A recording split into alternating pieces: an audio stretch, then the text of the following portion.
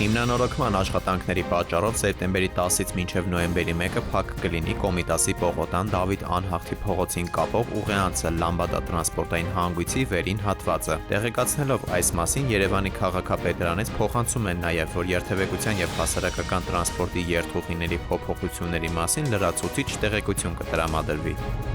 Կառավարությունը Հյուսիս-Հարավ մայրուղու ծրագրի համար վերաբաշխել է 1 միլիարդ 174 միլիոն դրամ։ Գումարը կուղղվի ստանձնած պարտավորությունների կատարմանը, շինարարության համար անհրաժեշտ հողերի օտարմանը, ինչպես նաև ճանապարհների կառուցմանն ու թունելների վերակառուցմանը։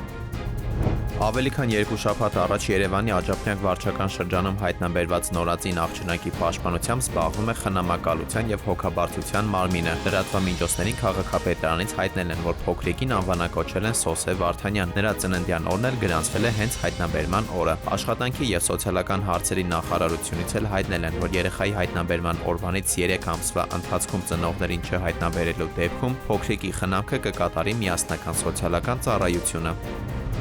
Ժամը 8:30-ի սահմաններում Կիևյան կամրջի վրա թիվ 52 երթուղին սպասարկող տրանսպորտային միջոցում տուրբոմղիչի անսարքության պատճառով կրակ է բռնկվել։ Գործել է շարժիչային հակահրդեհային ավտոմատ համակարգը։ Երևան ավտոբուս ՓԲԸ-ից հայտնում են, որ ուղևորները տարհանվել են անվտանգ հեռավորության վրա, հրդեհել են, մարել են վարորդի եւ պարեկային ծառայողի ուժերով։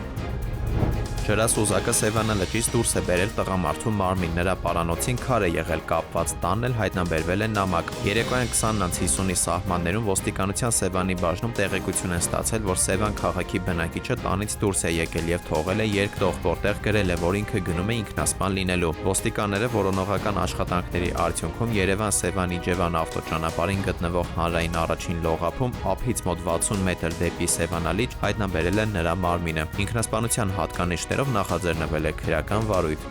Դավիթ Թադևոսյան, ժամը լրատվական։